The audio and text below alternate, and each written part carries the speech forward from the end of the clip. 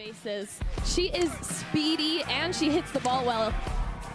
No matter where she put the ball in play, she was going to make something extra happen. You see her taking third right there, bases clearing triple, but ultimately just wasn't enough. Yeah, monster home run from her. BYU really needed that. She also played great defense yesterday. Really soft hands, finesse to backhand, but the flashing lights of the home run was really fun to watch. Hoping to see another spark from her to get that offense going for BYU. Game.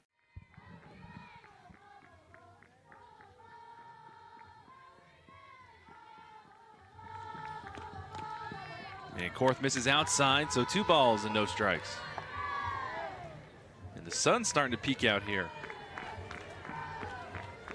It's beautiful. I mean, even though she snagged it and it still goes down as a hit, it gets through and is a hit either way. But incredible athleticism. She did a really good job getting to that ball. Yeah, definitely not easy at all. And who knows, if it took its time going the outfield, Kennedy with her speed, she could have taken second. Yeah. So a bunt shown here from Reagan Shockey. In relief. And this ball slapped into left field. Jalen Lambert going over the line to make the catch. And the runners will tag and advance. And you're already seeing the wind play into effect. And already the ball coming off of the bat of a left-hander will tail naturally that way. But even with the assist with the wind, push that thing pretty far. Yeah. Jalen Lambert. Home run number 12 for Devin Netz. We might have just spoken into existence right there. Belt high fastball, and she turned on it and let it fly. Out of the wind blowing. And based off of the forecast, we probably will have that wind with us the rest of the game. And Korth dials in there for strike 1.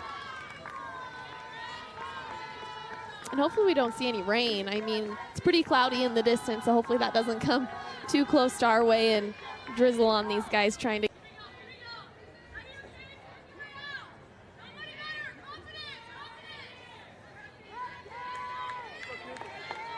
And hearing a lot of chatter from that Arizona dugout. And Beal swings and misses on that outside pitch. 0-2. This would be a big confidence booster for Korth if she's able to get out of this.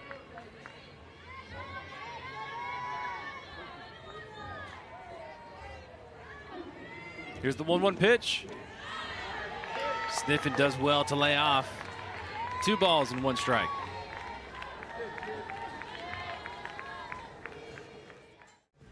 Arizona doing what they have. And Owens looks outside.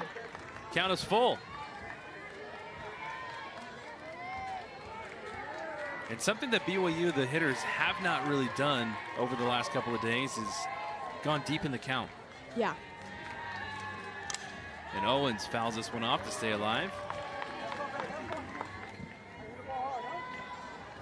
Oh.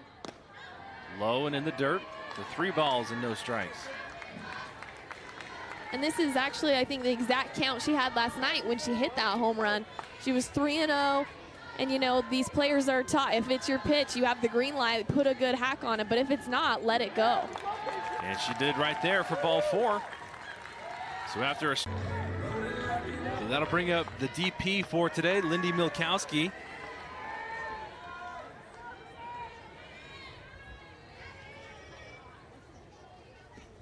And Milkowski takes Maddox's offering high for ball 1. The senior from Olathe, Kansas. In that exact same spot on the mound. Good point.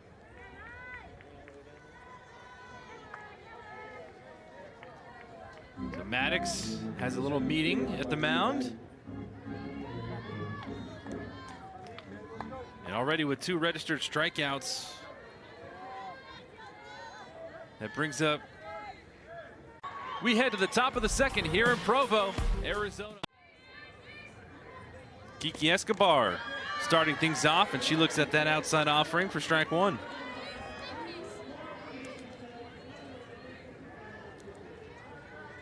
30 pitches from Kaysen-Korth, and I still think that both pitchers are trying to figure out Eddie Cooper's strike zone.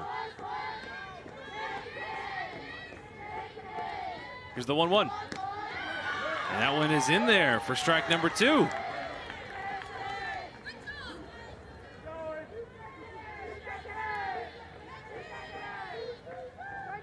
They have these lefties up to bat and they scoot in and play them tight. If they get a hold of a ball, the reaction time has to be so quick to not get hit.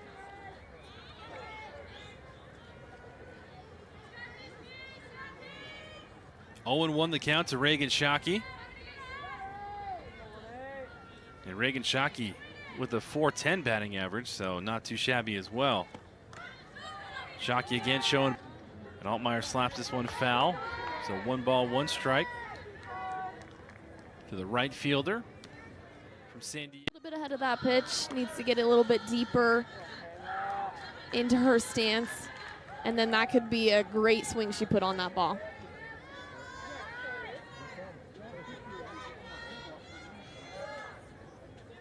Here's the 2-2 pitch. Outside corner misses just barely, so the count is full. Close, and a dive into first. Yeah, very bold. Yes. That brings up Jalen Lambert, and Jalen Lambert sees that pitch on the outside corner for strike 1. Jalen Lambert batting for BYU.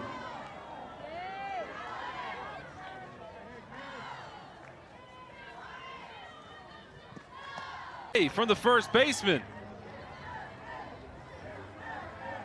And honestly, not much that Maddie Udall-Woolley could do on that. That ball was hit just perfectly to Netz's glove side, right next to the base.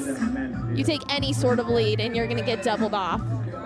Unfortunate for BYU. Dive or not, I think in that situation it was gonna be a double whether she dove and didn't get it, or a double whether she played off of the wall. So either way, it's just awesome that she made such a good effort on that ball.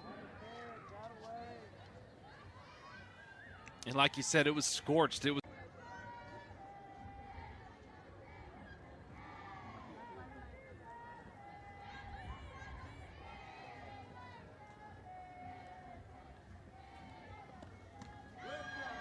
And Korth trying to paint the outside corner, misses. So 1 ball and 1 strike to Beal.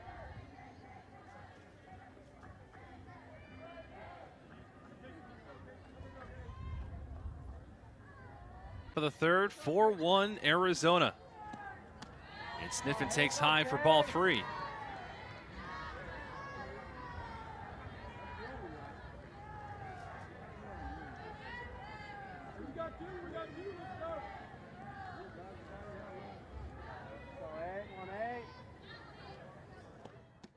just want to get somebody on base, right? Oh, absolutely.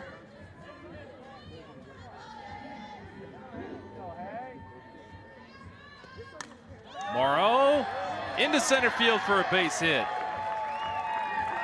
So she heard you.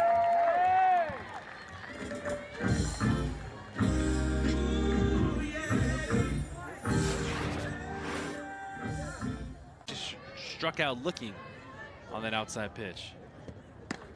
And maybe it's just not her pitch, right? She just doesn't want to swing at it. And early on in a count like that, it's okay to take that and take a strike if that's not the pitch you want to be swinging. Once she gets 2 strikes, that's where she's going to need to change the approach and protect that pitch a little bit more. But early on, if outside isn't her thing, it's okay to leave that one. Maddox comes inside and misses. So now the count is 3-1. Running for Milkowski will be Amaya Hernandez.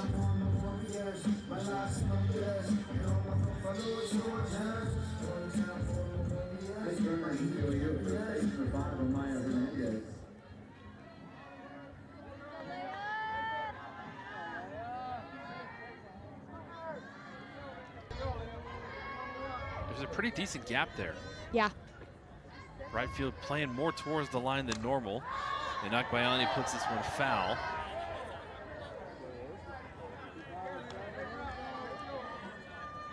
But to the Arizona defensive credit, all 3 of your fastest players are all in the outfield, so Yeah. they can track something down pretty quick.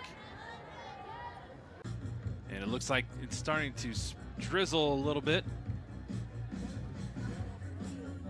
seeing fans now head to the concourse or put their hoods on.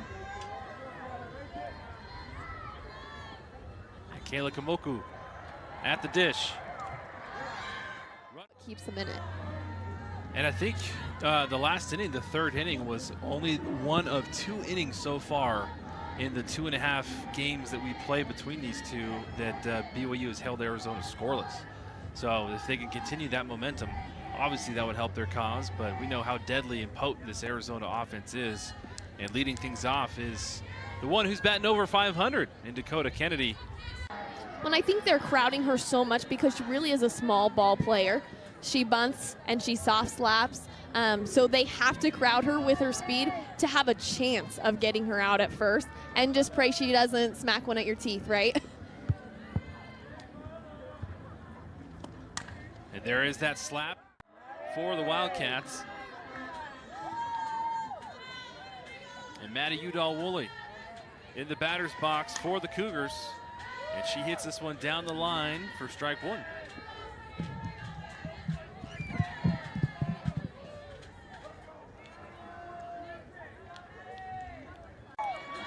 And they always say and great placement, and the fact that she can get a ground ball through the infield is so impressive when you're going against 5-6 infield.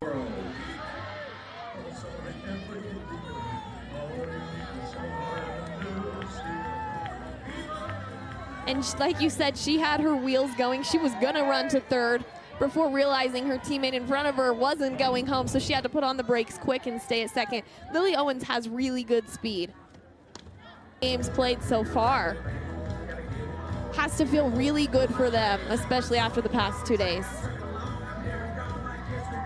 The question just becomes, can they keep it? Can they shut down Arizona? They have the last few innings, but we've just seen time and time again Arizona put together offense. So 1 run is not enough against this Arizona team. Arizona's coach, that's ball 4. They're going to send Devin Netz to the bullpen to warm up. So Stewart is aboard yet again. And Miranda. Beal swings and misses on the outside. Quickly 0-2 now.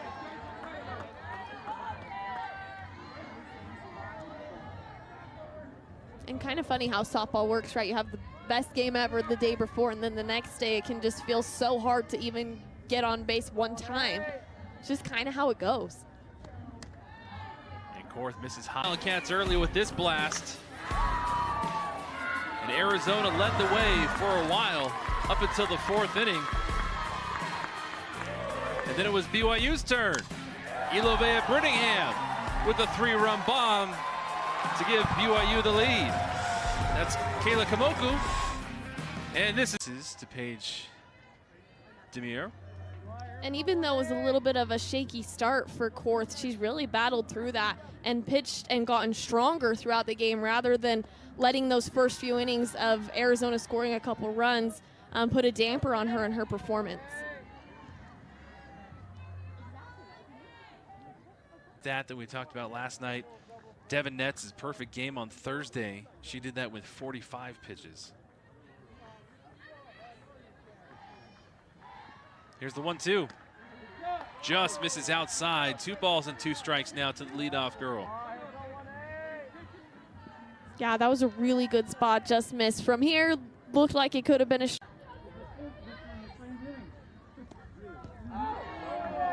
She did not go. So 2 balls and 2 strikes, and there's that patience that you were talking about.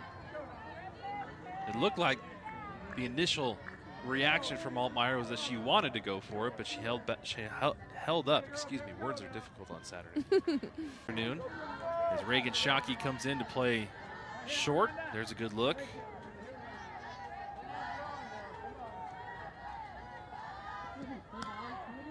And this one dialed in there for strike. So 1 ball and 2 strikes now. Devin Netz is going to be locked in here. Devin Netz gets a fresh pearl from Eddie Cooper.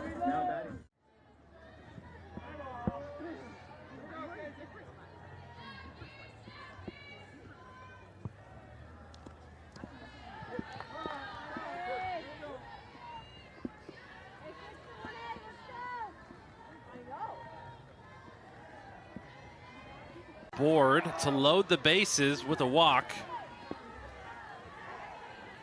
And if you saw Haley Morrow on that pitch, arms up in the air, like where is that ball? She's out at shortstop, of course, but she was a catcher for BYU the last few years. And just seeing that from her, I also thought up here that was a really close pitch and could have very easily been a strike. So